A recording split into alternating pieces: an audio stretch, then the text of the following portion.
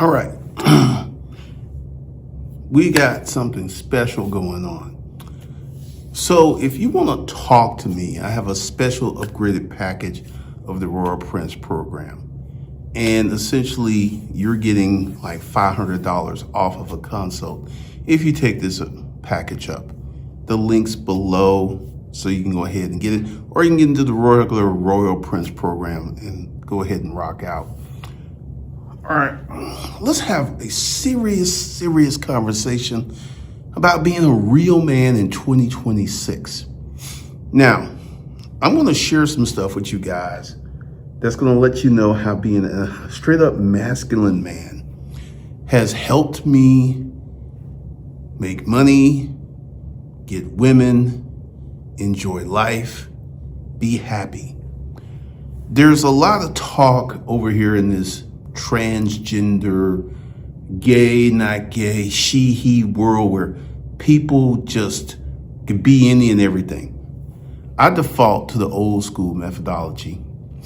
My grandfather, Amos McDaniel, was a quiet man. He and my Aunt Bunny, grandmother Aunt Bunny, they didn't fight. And that's where I got my conflict resolution style from. I don't fight, I don't scream, I don't yell. That's just not me. And growing up in the company, and this is something else. As a child, I spent an extremely large amount of time around adults when I was very young. I mean, hours and hours and hours. So being a masculine man, and let's define what is a masculine man. A masculine man is a man that takes control. A masculine man provides and protects, which is the opposite of what you see in Red Pill Nation. These men are, in my opinion, we'll call them baby men. They're full-grown adults, but their mental posture is that of a baby. They want women. Let's have this serious conversation. So you want this woman to come lay with you, give you the best of her body, and require nothing else from you. Now, anything that talks about a man taking care of his woman quickly moves into the filter of tricking. Like if you do some stuff. Like, I think that's ridiculous, but that is the syndrome of the baby men. Baby men. Baby. Why?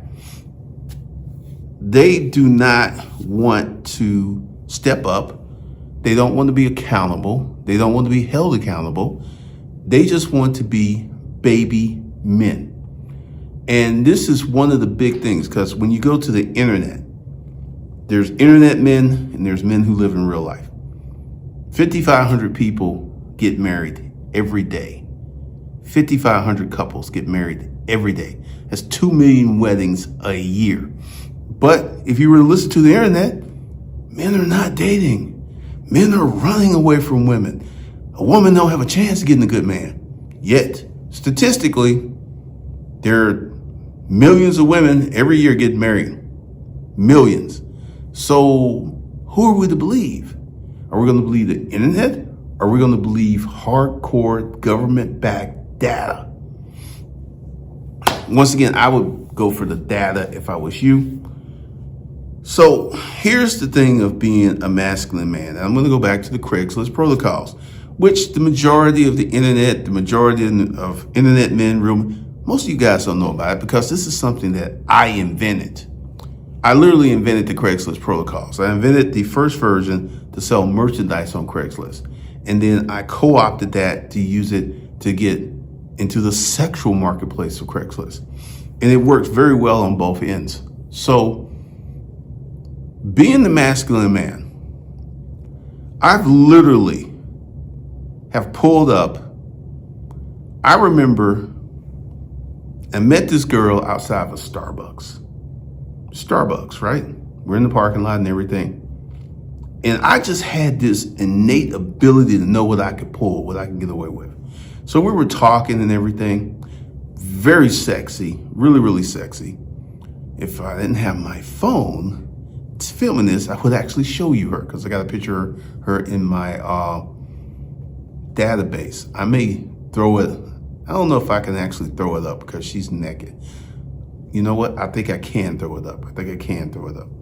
So we're sitting there just talking, and she's being somewhat flippant. She's being a hot, she's kind of pushing back. And at that moment, something told me I can do this. So I was like, oh, really? So I pulled my dick out of my pants, and I grabbed her by the back of her head, and I pushed her on my dick. And guess what she did? She started sucking and moaning on my dick. This woman who was just like, I didn't argue with her. I didn't ask her. I just did it. The masculinity in me has gotten me very, very far, because literally I ignore what women said in those situations. I didn't pay them any attention. I just went ahead with my program, and my program worked 100% of the time. 100% of the time, because I was masculine. I didn't argue. I didn't bitch. I didn't whine. And then she later told me, she said that was the most aggressive thing a man's ever done to her. That, she knew she was being flippant. And she's like, I was in the middle of being flippant and everything. You just grabbed me and made me start sucking your dick. She said that turned me on so much. So masculinity, and let's go ahead and talk about consent, because this gets really dicey. I automatically had a sixth power to know what I could get away with. I've never been accused of a rape. I've never been accused of taking advantage of anyone. This has all been done within the confines of consent. And I'll tell you a funny little story. This is something I've done once, twice, 3 times. Craigslist style. I was really, really busy at one point, and the Craigslist stuff was a lot of work. It was a lot of work because, first of all, you got to post ads, then you got to filter, then you got to message. It was a lot of work. And sometimes I would just get tired of the work. So I had this ideal. Let me put this ad on Craigslist and go for me a naughty assistant. So I posted an ad on Craigslist for a naughty assistant who would actually do real work for me. And then we would fuck after she got through doing work. First one. And this is where the game gets cold. During the interview process, I got to fuck him because that was part of the interview process. He would come over and we were interviewing everything. And then I was like, well, we should go to the bedroom. And they were like, what? And I was like, look, you don't want to do that. I totally understand. It's just part of my interview process. I need to know if we fit together sexually. If you don't want to do it, you're free to go. Have a great day. And every time they was like, well, okay. Every time. So I got to fuck them before I hired them. And, I didn't really go through that many women. Literally, there was one. The sex for her was an issue that I don't even know. It was just weird. And I was just like, I don't think this is going to work out. And then the one I did hire, black girl, went ahead, did it. She has some big, juicy titties as well. So that worked out really, really well. Second time I did it, Asian chick. And I've just told you that I was able to hire a woman to do actual work and to fuck me. And this is the thing. Was I paying her like $10,000 or $20,000? Nope. She got a regular salary. The first one I was paying $800 a week. $800 a week, $3,200 a month. The second one I paid $1,000 a week. I paid them in cash. $3,200, and they would work for 6 to 8 hours, and then we would fuck. So what I'm telling you, as a man, I put together my own economy. I put together my own money, put together my own sexual marketplace. As a masculine man, you could do that. if you would stop being a little bitch, stop being a little pussy, and stop looking up to all of these fake ass YouTubers, Instagram people who've never done any real shit. Never done any real shit. So, with your masculinity, being a heterosexual masculine male means you want pussy. That's normal. That's normal. And when I see all these guys online talking about they're in these sexless marriages, I'm like, how? How do you end up in a sexless marriage? Part of me thinks that you're that nice guy that never pushed her or everything. And she's just like, I didn't want to have sex with you anymore. Okay. I could never be that guy. But, so the masculinity with the money. I've been on YouTube talking my shit for years. And that there's a group of narrow-minded people who are like, well, he shouldn't talk about relationships and money. Really? Okay. Who are you to tell me what I can and cannot talk about? I am the director of my narrative here. So essentially, this is one of the things that came up with the first disruptive male. I knew from personal experience, getting your economy together first opens up all these other doors. But for some reason, you motherfuckers are just hell-bent on remaining broke, poor, ineffective, and unable to help anyone. And I just simply don't get it. For me, I got excited when everybody was helping my chicks. Like this one time, this chick I was dealing with, she had got into something stupid. And she needed help to pay this bill. And it wasn't like a normal bill. It was someone was putting pressure on her and everything, and she was scared because she was like, they're gonna beat me up. I was like, what? What kind of shit did you get off into? And she told me she used to run with a rough crowd and everything. And she had borrowed like $5,000 from them, and they wanted their money back. So I was like, okay, this is what we're gonna do. We're gonna give them the $5,000, and you're never gonna communicate with these people again, ever again. And she said, I was like, all right, I'll do it. So I go ahead and I call up the people, and I say, hey, I just my understanding you need $5,000. I got $5,000 cash money. I can give it to you today. And they were like, really? So I go ahead and I meet with them, and I tell them, you do not contact her anymore and everything. And the dude was like, who are you? I said, I'm her fucking pimp. That's who the fuck I am. And you don't want to fuck with me. You understand? You got your money. Now get the fuck on. And he's like, all right. Never heard from him again. And she was so happy. She was so happy. She was thrilled. She was like, oh my God, this changes my life. I got my dick sucked 3 times that night. Not once, not twice, 3 times.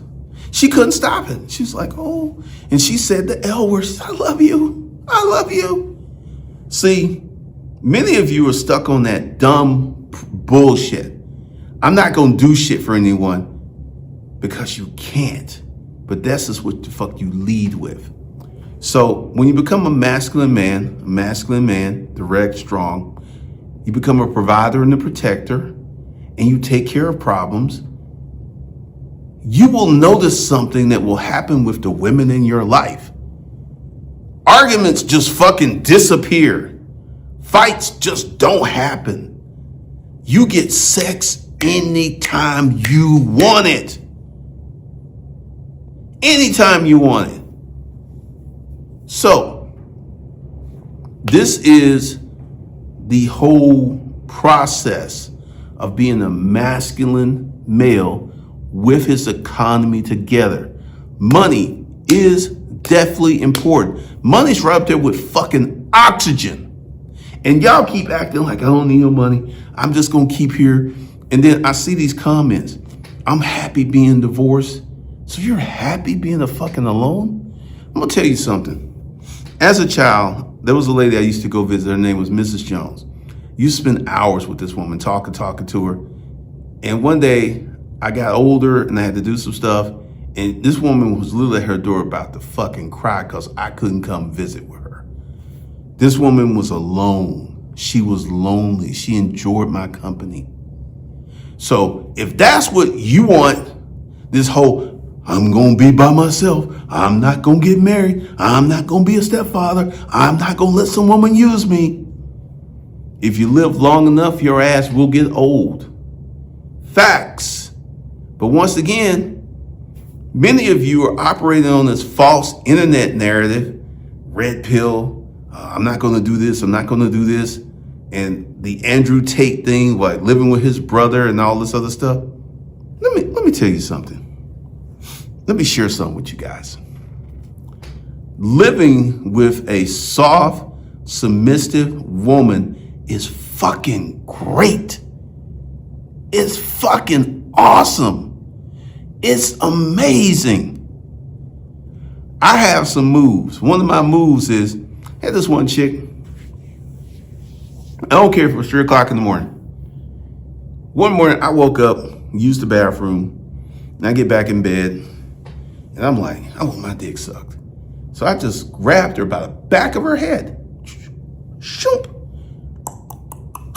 Boom. I come in her mouth. I cuddle with her because she was such a good girl. I cuddle with her. I was like, thank you. And I rub her titties and shit and everything. She giggles and we go to sleep. That is my fucking norm. That's my fucking norm. I don't understand why you guys have such a hard time understanding the dynamic of a male and female relationship. Masculine, provide, protect, be that man. Be that man. Stop being a little bitch. Because that's how most of y'all act, like little bitches. You act like women with balls. And this is why you keep running into these problems with women over and over and over again. So, once again, you got a choice. Get your economy together. That opens up the doors. That opens up the doors. And begin to get your life together. Get your economy together. Get your life together. And this is in my book, Dating the Woman You Marry. I literally recommend that you don't date for 6 months so you can reset internally and get your shit together and stop being a little bitch. I ain't gonna do this for no woman. I literally saw this comment. I don't need to make $100,000 so a woman can like me. Really? What about you making $100,000 so you can live your life better? What about that? The whole motion that you need to make money to get a woman. You know why I like to make money? Because it enables me to live the way I want to live. My new apartment, I love my new apartment. It's a luxury apartment. Walking in, there's a hallway. And it splits off to this bedroom and a big open pair. It's lovely, high ceilings and everything. I'm there because money got me there. My rent's like $3,000 a month. I enjoy it. I enjoy it. So, and also, I live in Vinings, which is kind of funny. If you've been in Atlanta a long time, Vinings used to be behind Cumberland Mall. I don't know how it moved all the way over here, but literally when I looked at the zip code, it said Vinings. So that's where I'm at. And if you go ahead and get your economy together, the things you're able to do, the things you're able to provide, the man that you can be, I really want you to think. I'm like, once again, I am not going to get into the direct sexual conquest type stuff until after you graduate from the Royal Prince. If you never go to the Royal Prince program, cool. You will never, ever get to the new Disruptive Male 5.0. You will never get that information because, see, I figured out something from the first time. I cannot give you guys that type of information and you be broke and you be worthless. I can't do that. You need to be in the position because, like I said, when I was 33 women, I considered them my 3 girlfriends. I would call them, I would text them, I would spend time with them. They were my girlfriends. And I was able to protect and provide for all three. Many of you are like, get married to one woman? No! Because you're a little bitch. So today's message is, boys and girls, it's time to stop being a little bitch and grow the fuck up.